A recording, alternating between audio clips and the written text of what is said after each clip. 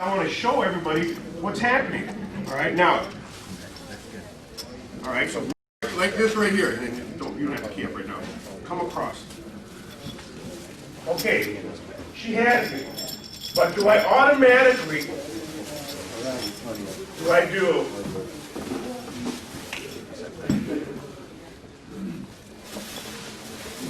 That?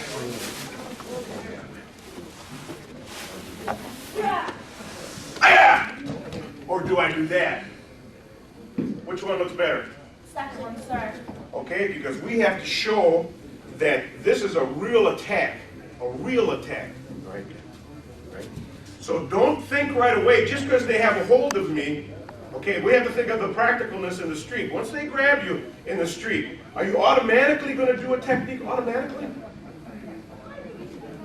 Well, maybe your karate instructors might think so, but it doesn't work that way. What we want to do is we have to first imagine what's going on here. What's going on here? They have my thought process all has to start thinking. All these things are going through the chemical, electrical things are going through my body, right? They have a hold of me, all right? Now I have to think about my defense, okay?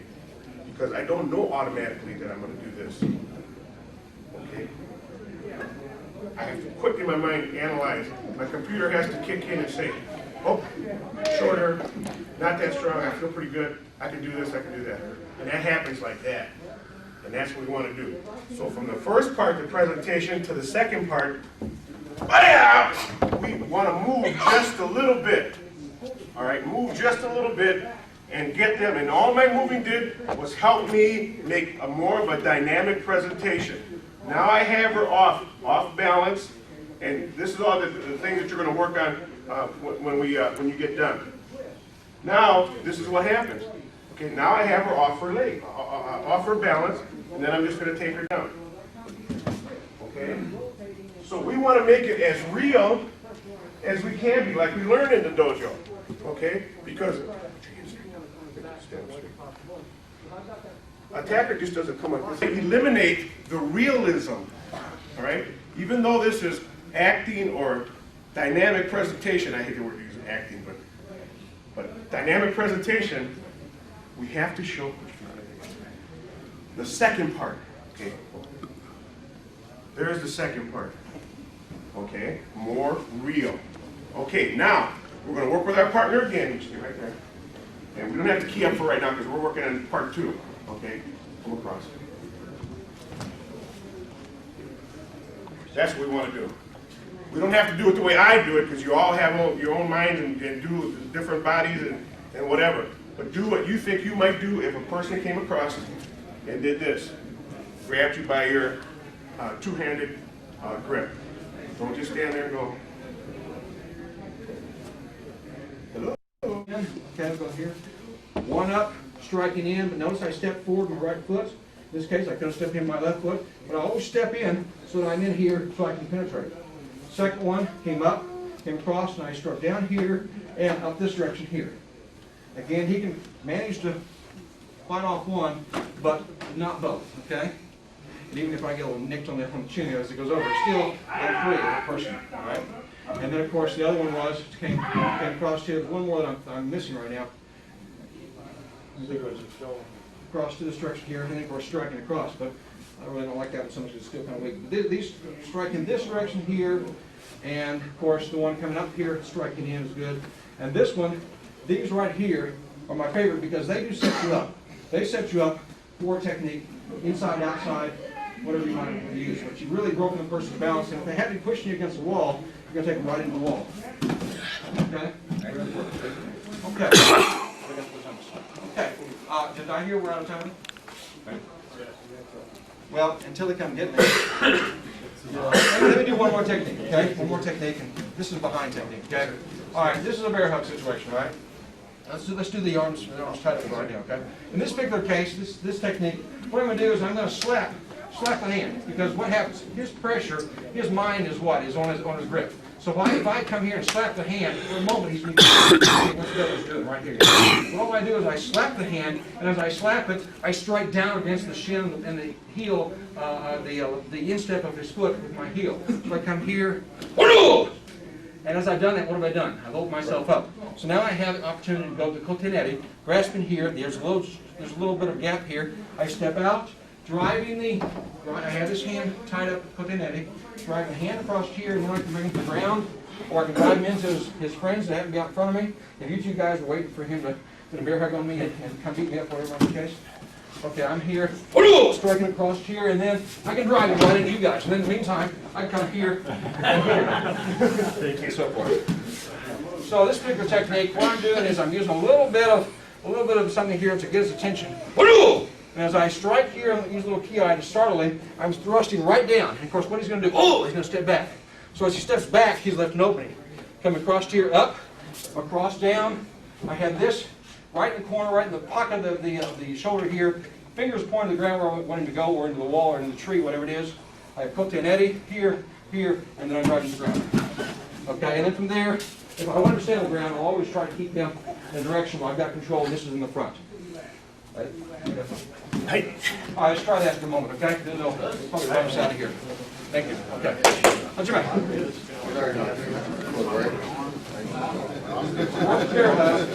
Striking one and then coming down the other. And then you've got a little gap. And you shift the hips out. And then you come through out. So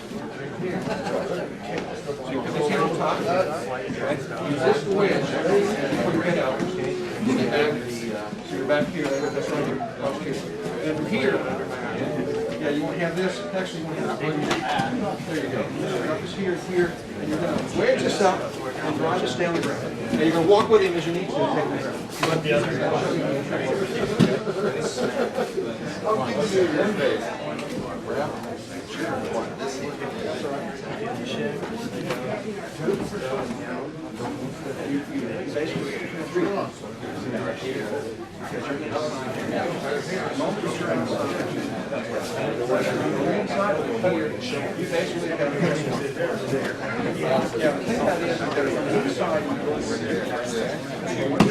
just a master practicing. He did a kata or he taught something, and they were either from China or from Okinawa or from northeast China, which you call the Kar area. So it was really just old-time stuff. Between 1900 and 1950, approximately, we had the historic martial arts. And that's because in about that time they started writing the history.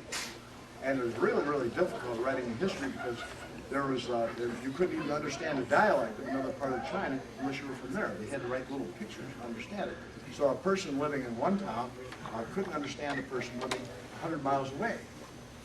And the literacy wasn't really great, so they used simple things. They didn't use really complicated ways of, like I was listening today on the public channels, and they were talking about language, and they see some 1/8 is over here, and he's having a big fight with his girlfriend, and whatever. And for some reason or other, they get mad and they split. And this other ape over here, he has the capacity to know that they're angry, but he doesn't have the capacity to explain to another ape why these guys split up. His language won't accommodate it. He can't explain why these why they split up. He can say that they did it, but he can't. Even into a very, very old age. See, old people could then use their legs and use their arms and live reasonably well. So this became a very, very important thing. Now, all this time, there were a series of drills that people did. And the drills were designed to provide a certain kind of philosophy, if you will, of movement. It became functionality of the type of thing. They became a function, they directed that way, and then they also became salubrious in nature, which means they became very, very healthy. So we've inherited the things of having functionality philosophically, which is the arrow that we're following, the direction we're going to go, and then we have the salubrious nature, the healthiness. So all these things together make a reasonable approach to things. Now, in none of these things have I even mentioned style. See? The names became confused because the northeastern China era was conquered by a great Emperor Liu Bei.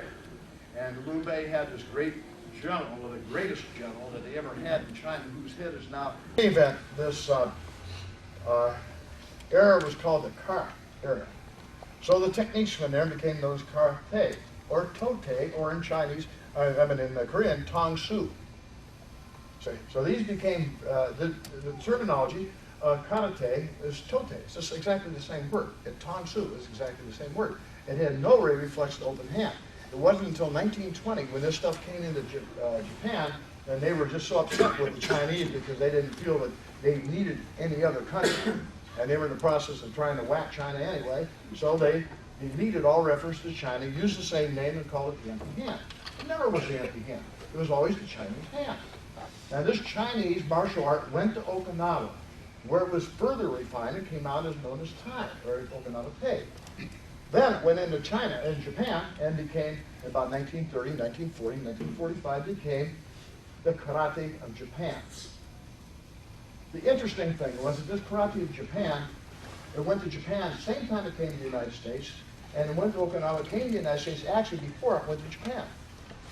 But Japan used this at the end of the Second World War as a method of training. Since they weren't allowed to train the samurais and they weren't allowed to do all these military things, MacArthur thought that since the Okinawan people had opposed the Japanese, that perhaps the Okinawan style of a martial art would be suitable for training children into group characteristics. And they did it. And so the karate we have from Japan, a lot of it is kid stuff, designed to train you in group characteristics. Now, let's go to some of those characteristics. There were people, for example, that went from 1930, they went that route there. And who else knows this stuff real well? Johnny, you're going to stabilize back in the... Does it need stabilized back here? And you know this too, right? Just follow, okay? Go. 1, 2. Now, one thing about these open hand drills is that I can look at you and I can see your mind struggling. And I can see how your mind is adapting to this stuff. Remember, the hands go flat like this. They go completely back and you go completely up. Turn your body out like this way. 1, 2. Now, it's not like this. It's not that way. It's like this, exactly. Okay, now these exercises were done at the time of Christ. These are really, really, really old exercises. And when I'm with my teacher, if I don't do these, why not? Because this is where you develop the really strengthen your calf, to strengthen your feet, and your body moves this way. Go. 1, 2, 3, 4, 5, 6, 7. Okay, now wait a minute. Don't forget this. Look at your fingers. They're straight out. With your neck back. Okay. Second side. 2, 3, 4, 5, 6, 7. Okay, wiggle your fingers and push straight up. Now this isn't up, you see. It's straight up. Okay. 3, 2, 3,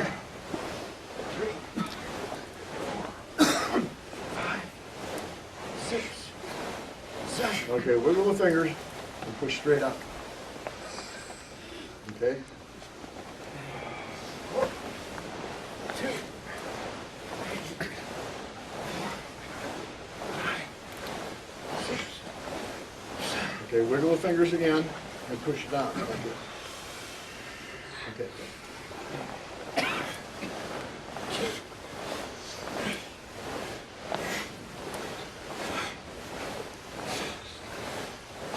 Wiggle the fingers and push straight up, palm front. The low leaf palm, not your fingers this way. Bring your hands right back. Stretch that muscle down in here. Okay, next.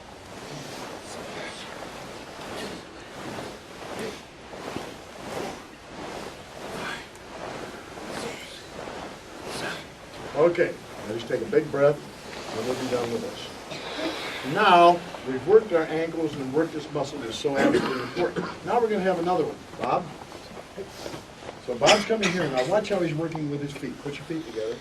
Okay, go. Go. Okay, so just come towards me. Bring your toes. Oh, I guess go wiggle them out. Let's go. Wiggle the toes and not the heels. Just walk right up. Look at it go. Scoot along. You guys are scooting like heck. You got a bad foot over there. You scoot. Come on, get those toes going. How you doing over there? Curl them under. See, this is similar to running in the sand or on a beach and digging your toes in the beach. They're really important. How you doing, John? Good. Yeah, right. It's nice weather. Okay. Sorry. Now, back up. Now that we're done with that, there's some blocking exercises that are done as a general thing. And I'll use Lance. If he's coming, and you know Lance Weimer, and he's one of our national champions, and Lance fought with me all over the place, and we almost had a big fight in Wales because they jammed the place and nobody could get in. But he's one of the very best fighters we ever had. The normal method would just step and punch him. Normal blocking method is this way. That's pretty standard.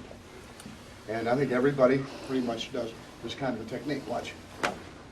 For us, you see, that doesn't convey the functionality. It doesn't convey the philosophy.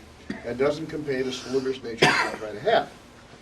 The most important thing is if I'm to be safety, my hands are here and he punches. We'll block with our elbows, as most people do. Or most boxers will block with their elbows in this way. So using that in mind, also if he attacks me, I can just go like this, you see, and I really shunted the arm instead. So let's put this both together and say we're going like this. 1, 2. See, I'm moving 1, 2. So he's punching for me, I'm going 2. Now you're seeing this. Are you sure you're seeing it? Watch once more. Punch really fast, hard. Now you see when I'm moving from here, the hand is coming this way. It comes over like this. So I'm actually bringing my hand this way and turning it over. So correctly in Agiyuki, it's done this way. And I'm doing it with driving my body. Now, the classic thing that people do on a high defense is when he attacks, they'll step back here. Whereas you don't have to. I'm standing here, he punches. I'm only here. I didn't move just through my body. See, I'm turning just like this. 1, 2, short step. Because if I take this real short step, then I can hit. But if I'm way back here, I like him to show a lot of Shotokan system, then I've given him further opportunity to commit. So when I want this very short stance, I want from here, 1, 2. I want no going further in this so that I have my, all kinds of possibilities, so I'm close enough in. So when I'm doing this, I'm also, same time, only moving my feet this far. Watch, I'm just twisting my body. Look, tice the back here. If I keep my hand in this position, then my chamber would be here, correct? My chamber could never be here. Chamber's at the side. So if I'm attacking from here, 1, 2, this is incorrect. This is much more correct. So if I'm running from a 1, 2, like with the Wado kata of Shinto, 1, 2, my hand comes from here. See, when I move 1, 2, my hand is from here. It doesn't from here. Never from the back. So this is a habit that you get into because of your early training, and it's necessary to develop the bodily structure. But later on, when he's punching, it can be this way. 1, you see, 2. And of course the hand would fall here, it comes this way. So the very advanced way for punching is this way. Okay? Because this from here, 1, 2, and this hand of course is relaxed. I'll just have to stay. 1, 2. You see that way, and I'm coming back. You see how it works? That's the way the stuff really develops. And what happens is we let our practice get in the way. So they have practice to avoid that, to impose another form of discipline. And it's called the relationships. So we do like this, like 1, 2, 3. We step back. 1, 2, 3. 1, 2, 3. Now we can tell if I step back and I come in further. I go 1, 2. We see that all the time. And the guy back here. And what do you tend to be doing from back there? See, the things are tight. So what we'll do for you, this is the back of the arm, little point of the arm here, and then the toe. He's right there. And then toe comes here. I come forward. 1, 2, 3. Now see the kick? I'm not kicking. I'm putting my toe in his armpit. 1, 2, 3. This way.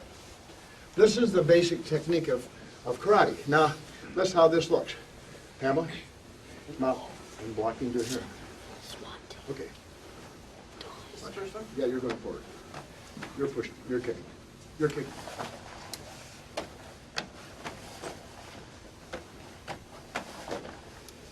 That's right. We can go there and back up and go the other way.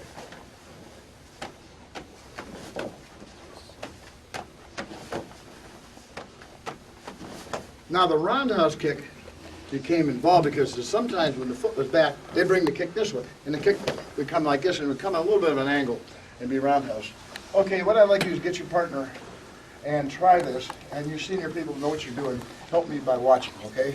So your she hands know what I'm doing. Get out. Everybody get a partner. And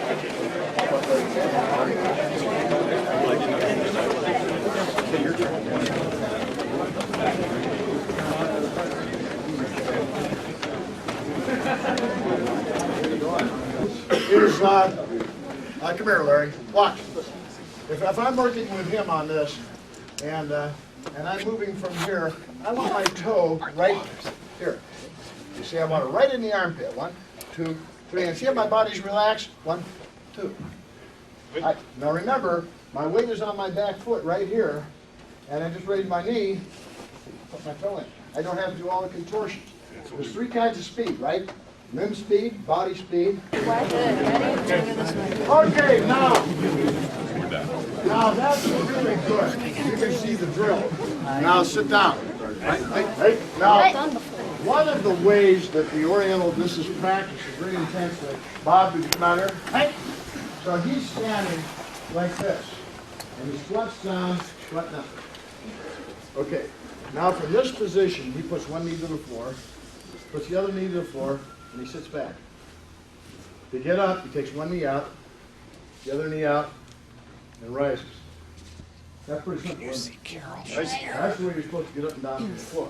And when you have a hakama on, that's the method for rising.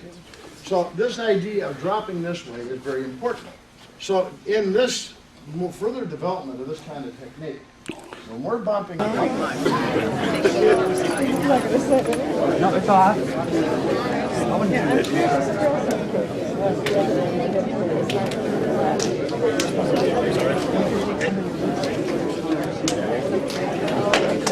Really? you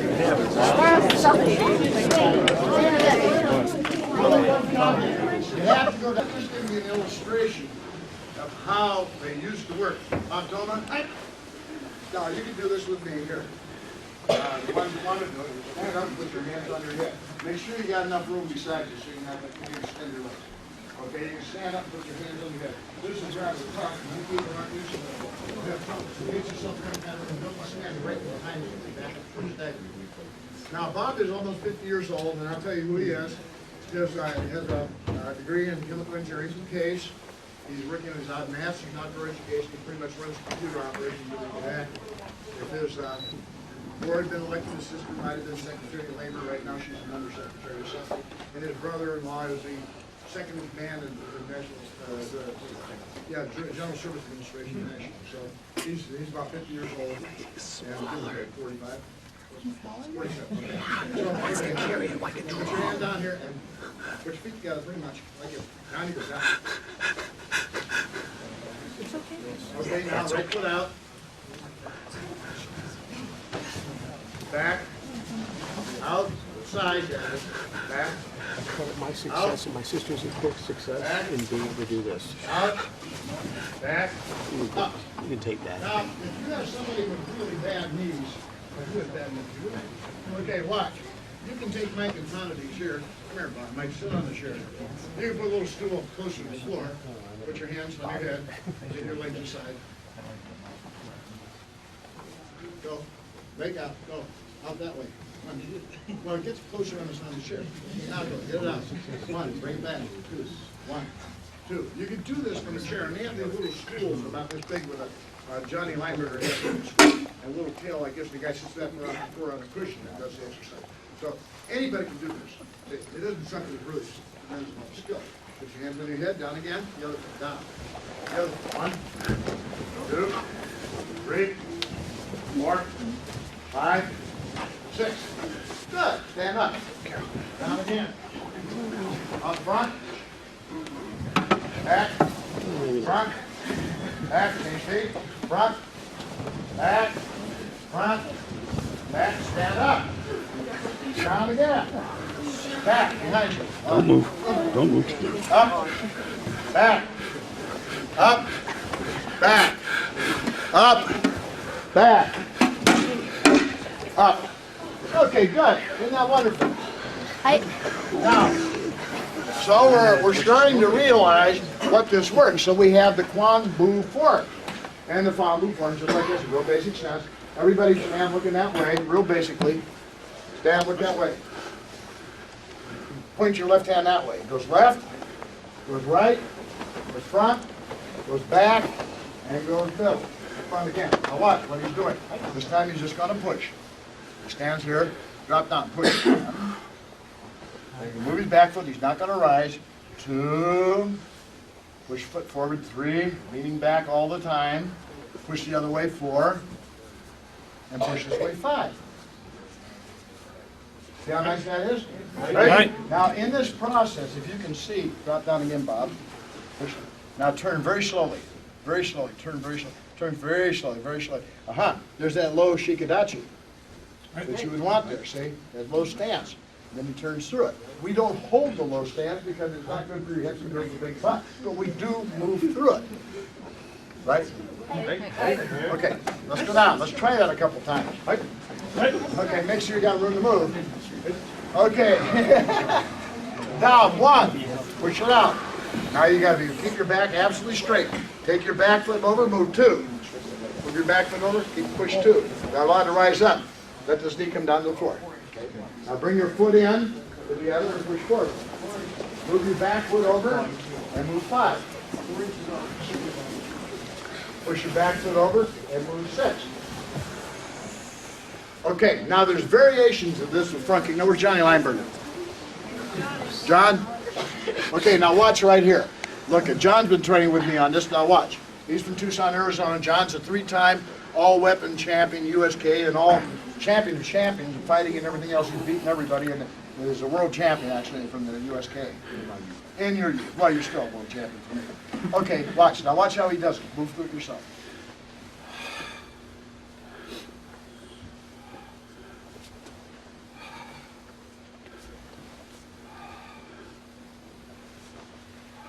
Now, John has attended many, many really major seminars. We were up at what they call the Gathering up in, where was it, Sacramento. And the Kung Fu guys came in. We were all the guys who could do the Kung Fu. It was our guys. So would you please tell them that whether Leo Fong was there? Who was that other guy? Duck Fong Wong? Duck Fong? You Was a 92-year-old guy? No, you were out there practicing his Phoenix or something about that. You guys were doing. He said you guys were all doing Kung Fu. Oh, that was the 92-year-old Kung Fu guy there. Well, explain. Well, there was that didn't have to be up there. There's another that. Well, it was actually that guy at the Gathering there was like 93 years old. And he sat on the side and watched all the guys doing their Kung Fu and their Tai Chi, and he just like, and then whenever Nosa went up to do some of the moving drills, and then he had me doing some of the push-outs, and later the old guy came over and said, "You are the only ones doing Kung Fu. I don't know what these other people are doing." Yeah, and then you had him. Who was that other guy that was in TV? Oh, Augustine Fong. Yeah, Augustine Fong. Yeah. Speak louder. Well, yeah, there was a guy teaching a seminar for Augustine Fong, and he's in all the magazines all the time, that Augustine Fong Wing Chun Kung Fu. But the guy, I went to a seminar at his dojo, and there was a Chinese guy there that was visiting the U.S., and he was doing the seminar for Augustine Fong. And none of Augustine Fong's people could do the Kung Fu. I was the only one there that could do the Kung Fu technique. The really low stances and moving the correct way. Right. Now do it once more with punching. Or you can do it. Do it. Lead off. With the speed. However you want to do it.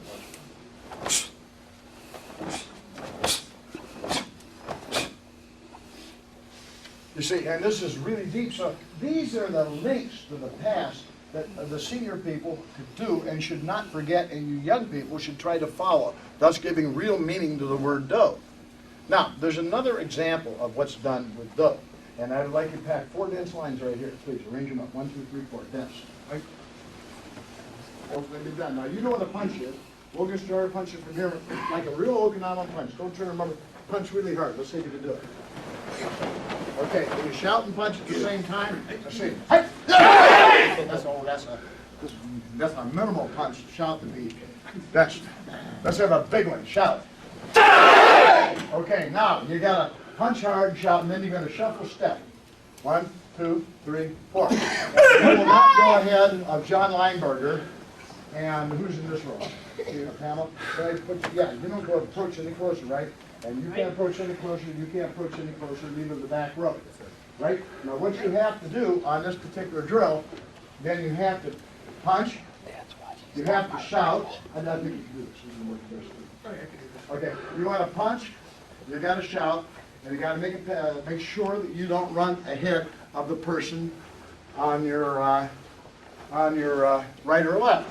Now, any one of you guys that want to provide me with a big, nice big drum with the red ends on it, and nice drumstick as they have in the Chinese gyms, I'll be glad to accept it. They cost about $200 or $300. In the meantime, that's the drum. Okay? Which is,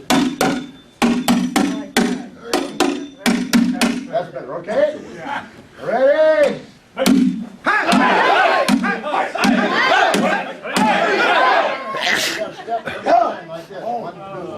Back you go. And you don't want to go fast. Your feet can't pass each other, okay? Ready?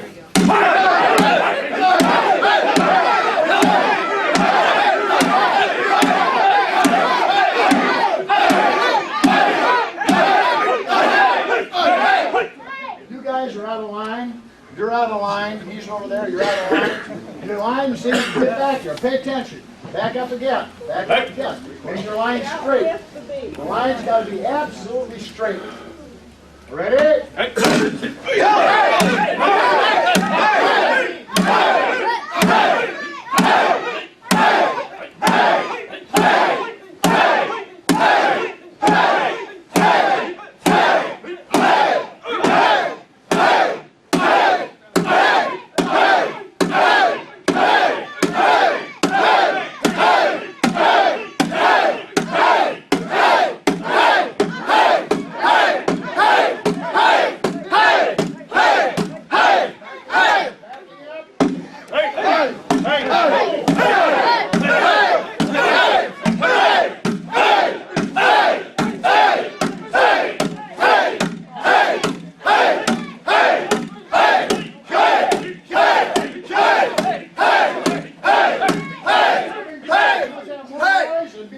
Those punches are weak. Go.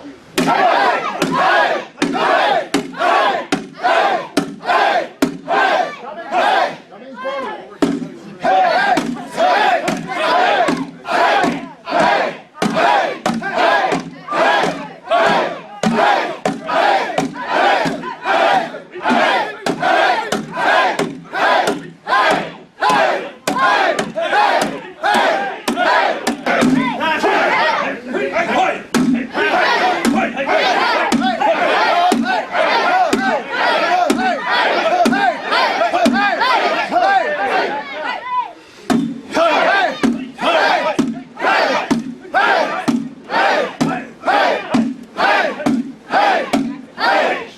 Leg up to the right one.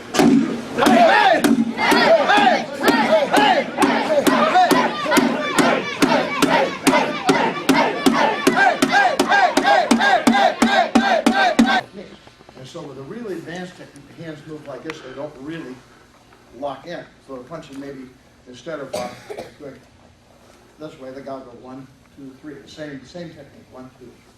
See, it's the same thing as this. One of the real serious forms. So we can change things. But remember, this is all consistent with our roots. This way we develop terrific power, terrific speed, and we develop a mind that can adapt to things. That's the whole idea of this karate. Tomorrow you're going to learn all kinds of techniques and everything. And there's a lot of things I can teach you, but there's not really that important of that type of thing. See, everybody has their miscellaneous way. I will teach you one thing very basically, and I think this is kind of tricky teaching you here, but I will teach you. And let's have Bob Tillman. Oh, hi.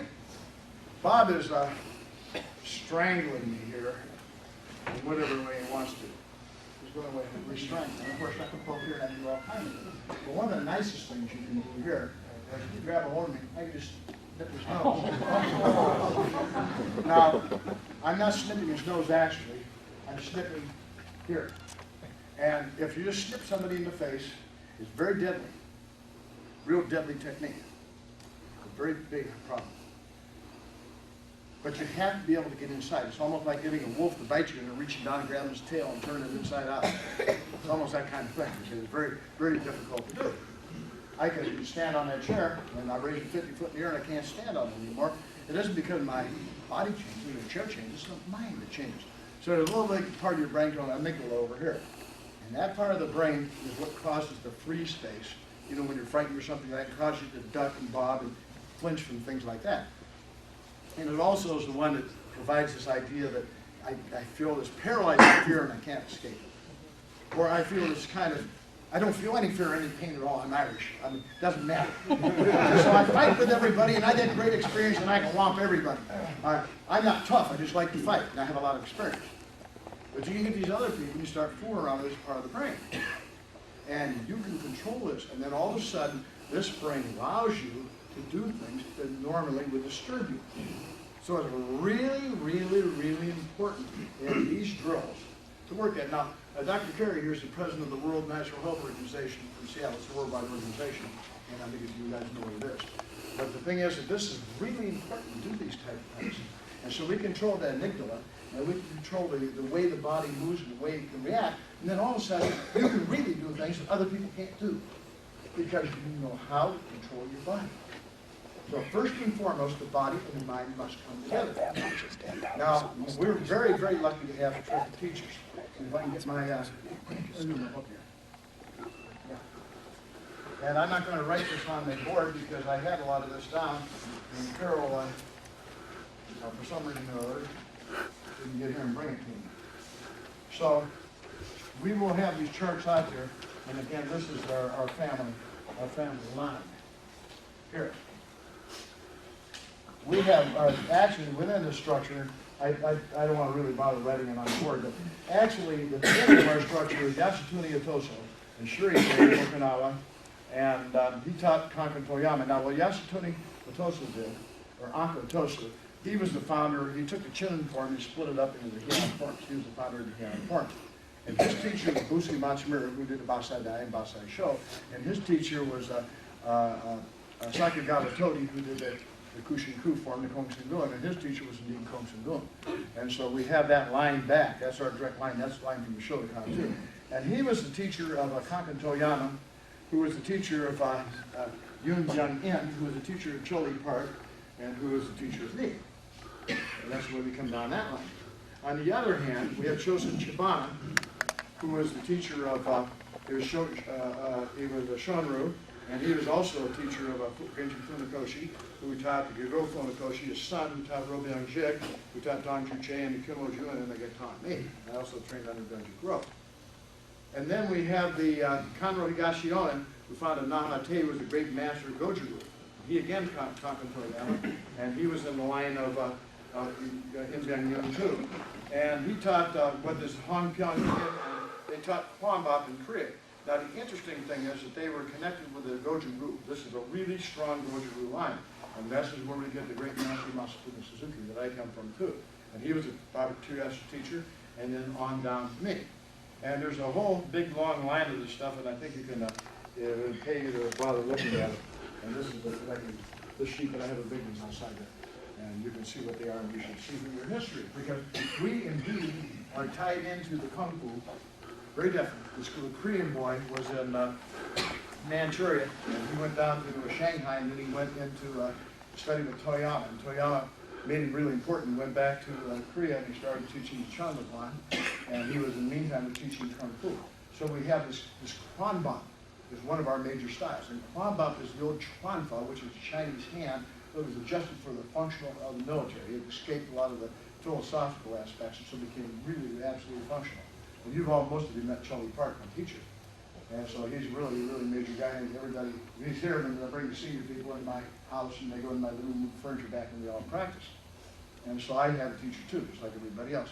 But this is one of the really marvelous things of our association, because we go to the Goju, we're really connected. We're connected with the Shonan, really connected with the Shonan. We're connected with the Shotokan, really connected to Shotokan. We're connected with the Taekwondo, we're connected to all these things.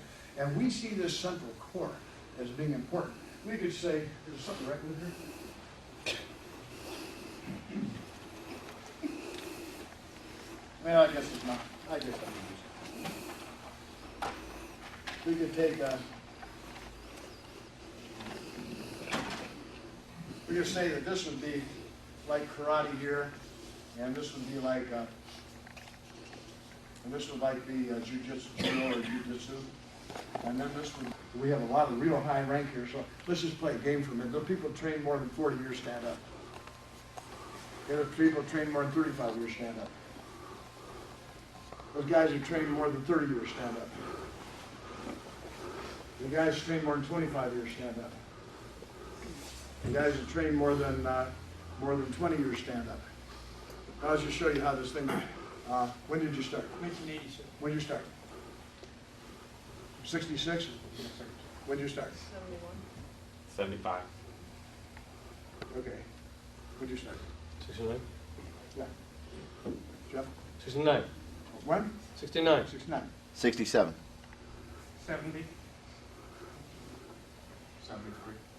73. 67. 66. Yeah, he was my class of 67 on the YMCA. 72. 77. 57. 64. 71. It's a long time training these guys have done. And we have people coming in that have trained long. How long, Barry? How long have you trained?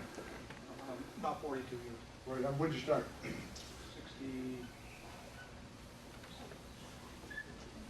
61, 62. Good fellow, when you... So maybe a little over 40. Mike, when did you start? What? When did you start? Me, sir? Yeah. 66. Okay, 66. Okay, the rest of sit down. So these guys are being held in training, and we got to, they're really quite marvelous masters. Okay, now I'm pretty much done because we have a lot of things to do. Tonight, there's no sense in me going on because I could work you to death, you know that. So I just will field, I always do, before I go, I'll field about 5 or 6 questions. It's always been with the masters that, like, that we come up and say, what's your question? If you got a good question, the guy will talk to you for 5 or 6 hours. You got a bad question, you go away. So I just go span the thing very quickly. I'll go to the high ranks. Question? No. Question? None? What? What? You're supposed to have a question, yeah. No, sir, I'd like to know what you think is probably the most important kind of practice, though. Oh, the most important kata practice is Kwanmukan, by all means. It's a tremendously long kata, and you can do it your entire life. And you start. That's probably the base for all the kata, and I recommend that over all of them. It's a complicated form, and it has different dimensions. They're broken down into Tai Chi, broken down into street karate, or broken down into a type of wushu. And so it's a really marvelous form. Those 2 questions. So do the Kwanmukan, and that's a 300 and some move. It's a humongously long form. Yes. Yes, sir, thank you. Body mechanics. The older exercises and forms, do you think that they truly understood the body mechanics, or has it been lost today? No, I think the body mechanics is lost. I think in a lot of ways. I think that if you notice, the push-out is nothing more than a side kick to the rear.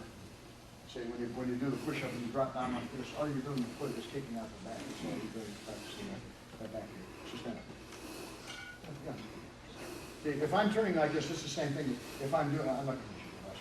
The same thing. If I move this way, it's the same thing as I'm on the floor. It's the same kind of body dynamic. So that same action creates the push-out. The same thing.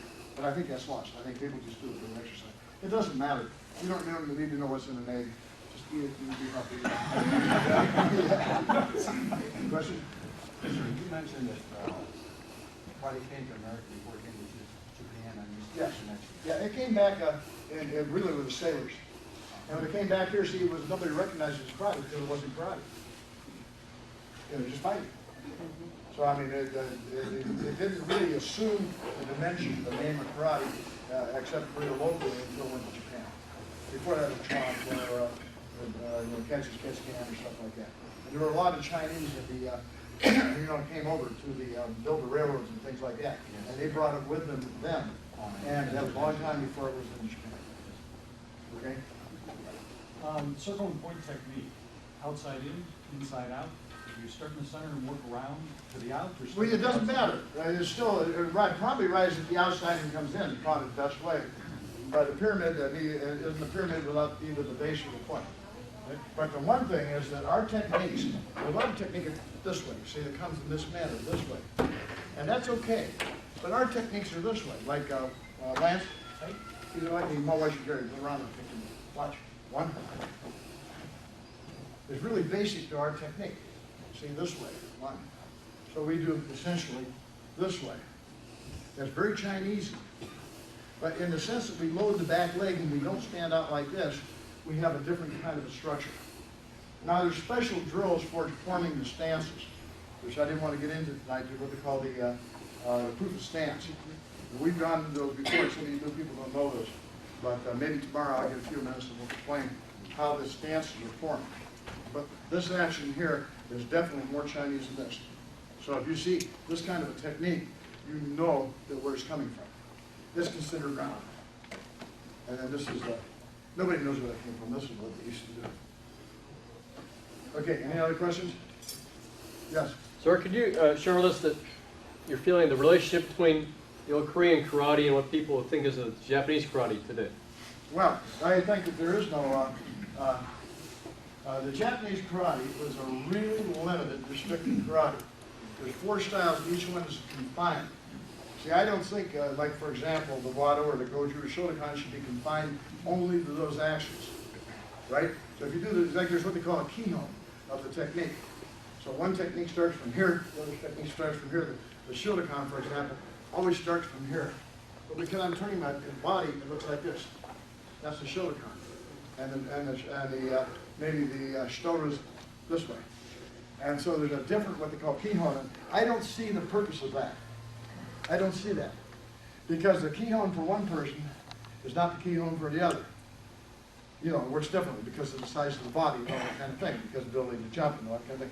So I think that the Korean karate is exactly the same as Chinese karate at the beginning. About 1950, 1955, 1960, they were exactly the same. But they were pulled apart a little bit by the sport. So if you find a sport of Wuko karate, they're really exacting. You can't do one form in the style of another. And in the Koreans right now, because of their ethnicity, they refuse to, they say they're doing Taekwondo. Which of course, none of the great masters ever practiced Taekwondo because it wasn't there. So I think you could say that the old Korean karate and the Japanese karate were identical, but they were divided by interest somewhere around 1960. That was one? Yes, sir. Thank you. Okay. And so all our guys are ranked pretty much everywhere. In the Kwanmukan, you can rank in Kung Fu through the Hong Kong Dragon and Guan Tai Chi. You can rank in Taekwondo through the Kwanmukan or the Central Taekwondo World Kwanmukan. You can rank in Karate through the Kwanmukan, through the world organizations. You can rank in Jiu-Jitsu through the world organization or the Yamanaka, Goju-Tei. With us, or you can rank in Keto through the Keto Federation if you want.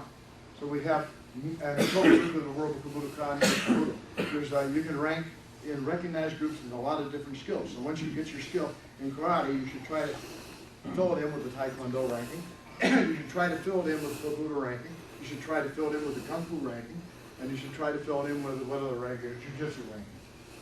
Right? There's all those things you can do so you have you're fully certified. Right? I think that's probably enough, so we got other things to do, so let's...